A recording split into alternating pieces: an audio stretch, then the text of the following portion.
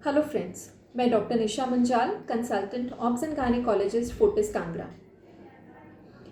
अक्सर गर्भावस्था के दौरान दूसरे तिमाही के आखिरी चरण में या फिर तीसरे तिमाही में गर्भवती महिलाएं खुजली से ग्रसित हो जाती हैं। इचिंग जिसे हम बोलते हैं, हाथों के तलवों पर, पैरों के तलवों पर खुजली होने लगती है जो रात होते ही बढ़ती जाती है, जिससे गर्भवती महिलाएं बहुत परेशान रहती हैं।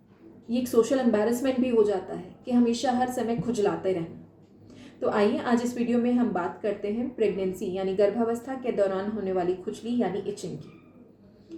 पहले तो हमें समझना चाहिए कि प्रेगनेंसी के दौरान होने वाली इचिंग दो तरीके की हो सकती है, pregnancy with rashes and pregnancy without any rashes. Rashes का मतलब शरीर पर कुछ चकते आना, कुछ लीजन्स आना, कुछ दाने निकल आना, और इन दोनों के ही कॉज अलग होते हैं। तो पहले हम बात करेंगे प्रेगनेंसी के दौरान होने वाली खुजली विदाउट रैशेस, जिसमें कोई हमारी बॉडी पर चकते वगैरह या कोई लीजन्स नहीं आते हैं। इसका एक मुख्य कारण होता है कॉलीस्टेसिस ऑफ प्रेगनेंसी, जिसे हम बोलते हैं इंट्राहिपैटिक कॉलीस्टेसिस ऑफ प्रेगनेंसी या ऑब्स्टेट्रिक जॉन्डिस भी। तो आइए जानते हैं ये क्यों होता है। जैसा कि हम जानते हैं, हमारी बॉडी में लिवर यानी जिगर का फंक्शन होता है फैट डाइजेशन के लिए पित्ते का बनाना। जो ये पित्त बनता है वो हमारी आंतड़ियों, हमारे इंटेस्टाइन में रिलीज होकर फैट की डाइजेशन में हमें हेल्प करता है। प्रेगनेंसी के दौरान ईस्ट्रोजन की मात्रा, जो एक हार्मोन है, इसकी मात्रा बढ़ने की वजह से ये पित्त जो होता है वो आंतड़ी में रिलीज नहीं हो पाता, जिसकी वजह से ये लिवर में पीछे बैक प्रेशर जाकर लिवर में जम जाता है, जिसकी वजह से लिवर का फंक्शन डिरेंज हो जाता है।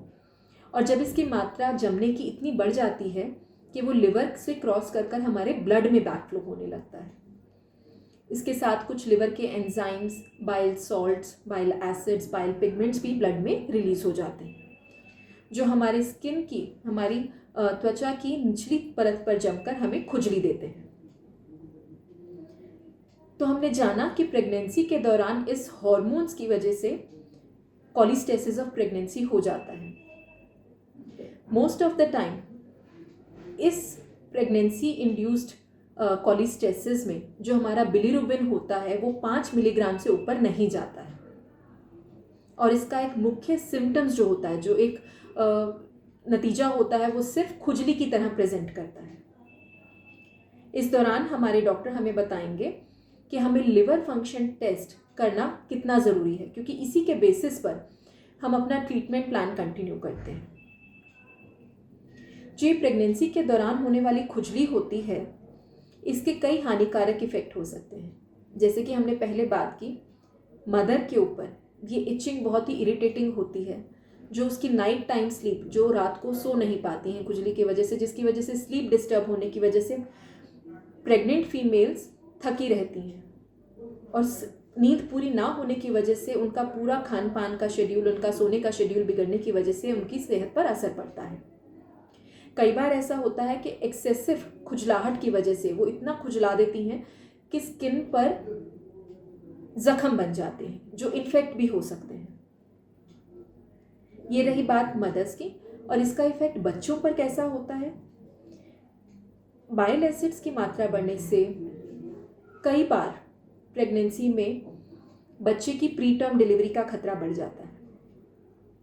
बच्चे में डिस्ट्रेस का खतरा बढ़ जाता है, जिसके चलते कई बार बच्चा पेट में पॉटी यानी मेकोनियम पास कर देता है, जो उसके फेफड़ों में जाकर संक्रमण कर सकता है। और कितनी ही एक्सट्रीम कंडीशंस में ये भी देखा गया है कि बच्चा गर्भाशय के अंदर ही खत्म भी हो सकता है। तो कॉलीस्टेसिस ऑफ प्रेगनेंसी के दौरान इसके कई ज़्यादा हानिकारक इफेक्ट हो सकते हैं। तो हमें समय रहते डॉक्टर की सलाह को तरीके से मानना चाहिए। यदि हमारे पास ऐसे सिम्टम्स आ रहे हैं प्रेगनेंसी के आखिरी चरण में, अगर खुजली हो रही है, तो हमें लिवर फंक्शन टेस्ट डॉक्टर की सलाह से ज़रूर करवाना चाहिए, जिसमें हमारे लिवर के एंजाइम्स, ट्रांसएमिनेजेस, बाइल एसिड्स की मात्रा मेजर की जाती है। साथ ही साथ बिलीरुबिन भी देखा जाता है, और यदि बिलीरुबिन की मात्रा 5 मिलीग्राम से ज़्यादा है तो हमारे कुछ और एक्स्ट्रा टेस्ट किए जाते हैं, जिनका कारण कॉलिस्टेसिस ऑफ प्रेगनेंसी ना होकर जॉन्डिस के कई और कारण भी हो सकते हैं। तो ये बात रही कॉलिस्टेसिस ऑफ प्रेगनेंसी की। इसके ट्रीटमेंट के लिए हम अर्सोडिऑक्सीकोलिक एसिड नाम की एक दवाई देते हैं। और सबसे इम्पॉर्टेंट चीज़ जो पेशेंट कर सकते हैं वो होता है बेबी की मूवमेंट्स का स्ट्रिक्ट काउंट रखना। यदि कभी भी आपके बेबी की मूवमेंट में, चाल में फ़र्क पड़ रहा है, बेबी बहुत कम घूम रहा है या बहुत ज़्यादा घूम रहा है, कुछ फेरबदल हो रहा है बेबी की मूवमेंट में, तो तुरंत डॉक्टर के पास जाइए, क्योंकि जैसे मैंने बताया इसके हानिकारक इफेक्ट बहुत ज़्यादा हो सकते हैं। तो ये एक कॉज होता है pregnancy without rashes, cholestasis of pregnancy जिसे हम बोलते हैं। कई बार ऐसा होता है कि प्रेगनेंसी में स्ट्रेच मार्क्स जो आते हैं उनकी वजह से भी खुजली हो सकती है। उसमें रैशेस जो होते हैं वो लाल स्ट्रेचिंग जो होती है उसकी वजह से हो सकते हैं।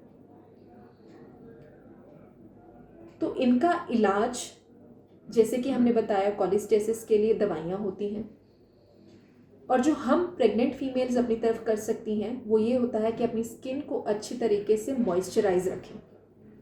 स्किन को मॉइस्चराइज रखें, सूदिंग एजेंट जैसे कि कैलामैन लोशन का इस्तेमाल करें। आइस पैक्स का भी इस्तेमाल कर सकते हैं यदि इचिंग बहुत ज़्यादा है, बट ये सिर्फ सूदिंग एजेंट है। इसे हमें अपनी डॉक्टरी सलाह के साथ में कंटिन्यू रखना चाहिए। और बहुत इंपॉर्टेंट चीज़ है सिर्फ बेबी की मूवमेंट्स का काउंट चेक रखना।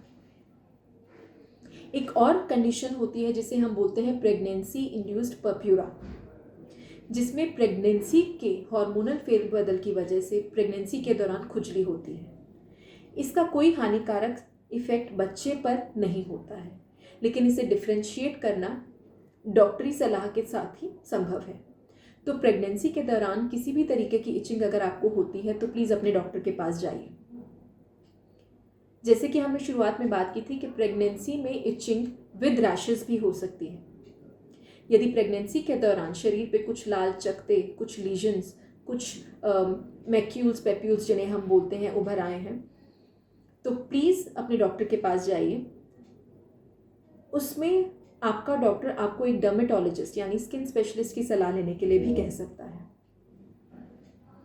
कई बार ऐसा होता है कि स्किन के कुछ वायरल डिसीजेस की वजह से इचिंग विद रैशेस होते हैं। तो ये जो वायरल डिसीजेस होते हैं उसका बच्चे पर हानिकारक इफेक्ट हो सकता है। और यदि ये वायरल नहीं है तो ये एक कॉमन सा सिम्टम स्ट्रेच मार्क्स का भी हो सकता है। तो आज हमने जाना प्रेगनेंसी के दौरान होने वाली खुजली के मुख्य कारण क्या होते हैं, उसे कैसे डायग्नोस किया जाता है, उसके हानिकारक इफेक्ट मदर पे क्या हो सकते हैं, बेबी पे क्या हो सकते हैं। तो आइए जानते हैं कुछ ऐसी टिप्स के बारे में जिससे हम इस खुजली को कम कर सकते हैं प्रेगनेंसी के दौरान। जैसे कि हमने पहले भी बताया, सूदिंग एजेंट्स जो हम यूज़ करते हैं उसमें आइस पैक्स यूज़ कर सकते हैं, कैलामैन लोशन यूज़ कर सकते हैं। यदि हमारे हाथ पाँव में बहुत ज़्यादा खुजली हो रही है, हमारी रात की नींद खराब हो रही है, डिस्टर्ब हो रही है, तो हम विक्स का इस्तेमाल कर सकते हैं हाथ पाँव पर, जो मेंथॉल की वजह से सूदिंग एजेंट देता है। एक और तरीका होता है खुजली को सूद करने का, बेकिंग सोडा। बेकिंग सोडा अगर हम पानी में मिलाकर उसका एक हल्का सा पतला लेप बनाकर अपनी बॉडी पे लगाते हैं तो उससे भी खुजली में कमी आ सकती है। उसके साथ ही साथ हमें जो डॉक्टर ने दवाइयाँ दी हैं जिसको हम बोल रहे हैं अर्सोडिऑक्सीकोलिक एसिड, उसका सही तरीके से सेवन करना बहुत ज़रूरी है। बच्चे की मूवमेंट का ध्यान रखना बहुत ही ज़्यादा ज़रूरी है। और कभी भी यदि ऐसा हो कि बेबी की मूवमेंट कम हो रही हैं तो हमें तुरंत अपने डॉक्टर के पास जाना चाहिए। होप इस वीडियो में मैं अपनी तरफ से पूरी जानकारी दे पाई होंगी प्रेगनेंसी के दौरान इचिंग की। इससे रिलेटेड अगर आपके कोई भी सवाल हो, कोई भी क्वेरीज हो, तो आप कमेंट बॉक्स में लिख सकते हैं या ईमेल कर सकते हैं डिस्क्रिप्शन में दिए गए ईमेल एड्रेस पे। Thank you.